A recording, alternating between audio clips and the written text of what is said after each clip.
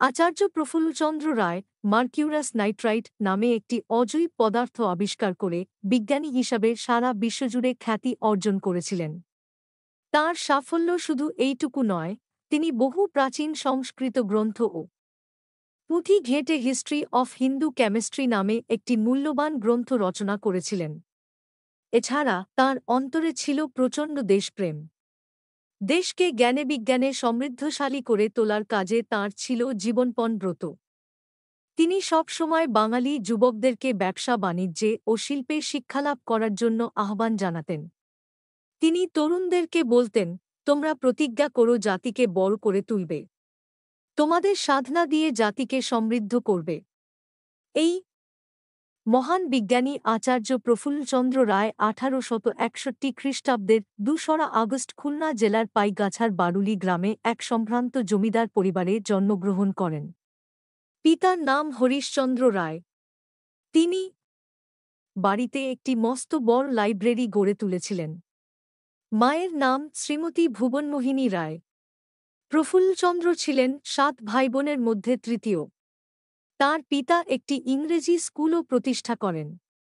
9 বছর বয়স পর্যন্ত প্রফুল্লচন্দ্র পিতার প্রতিষ্ঠিত স্কুলে পড়াশোনা করেন।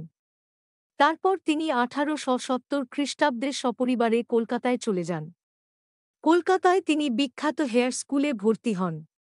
পরে তিনি কলকাতার অ্যালবার্ট স্কুলে ভর্তি হন এবং এই স্কুল থেকেই তিনি 1878 খ্রিস্টাব্দে প্রথম বিভাগে ম্যাট্রিকুলেশন পাশ করেন। 1861 খ্রিস্টাব্দে প্রফুল্লচন্দ্র এফএ পাস করে বিএ ক্লাসে বি কোর্সে ভর্তি হন। বি কোর্স সেকালে বিজ্ঞানের ছাত্রদের জন্য নির্ধারিত ছিল। 1882 খ্রিস্টাব্দে তিনি মাত্র 21 বছর বয়সে বাঙালিদের মধ্যে সর্বপ্রথম ইংল্যান্ডের এডিনবরা বিশ্ববিদ্যালয়ে গিলোক্রাইস্ট স্কলারশিপ নিয়ে বিলেত যাত্রা করেন।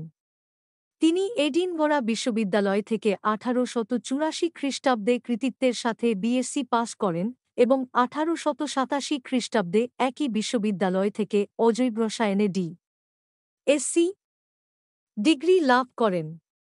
বিদেশের শিক্ষা সমাপ্ত করে তিনি 1868 খ্রিস্টাব্দে দেশে প্রত্যাবর্তন করে কলকাতার প্রেসিডেন্সি কলেজে রসায়ন শাস্ত্রের অধ্যাপক হিসাবে যোগদান করেন।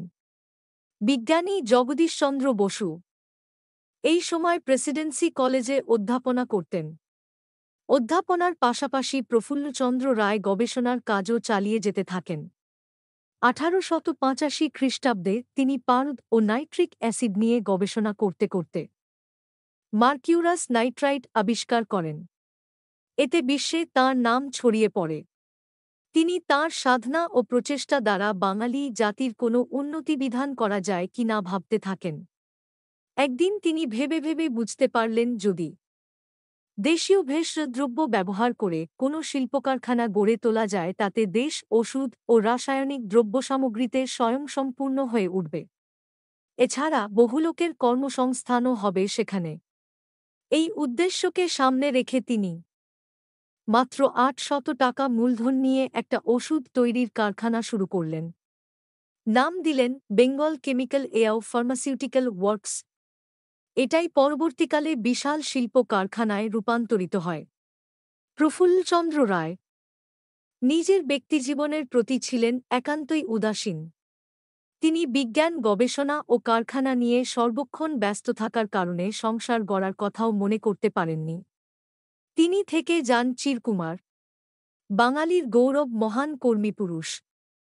আচার্য প্রফুল্লচন্দ্র রায় 1944 সালের 16 জুন তারাদি বছর বয়সে শেষ নিঃশ্বাস ত্যাগ করেন।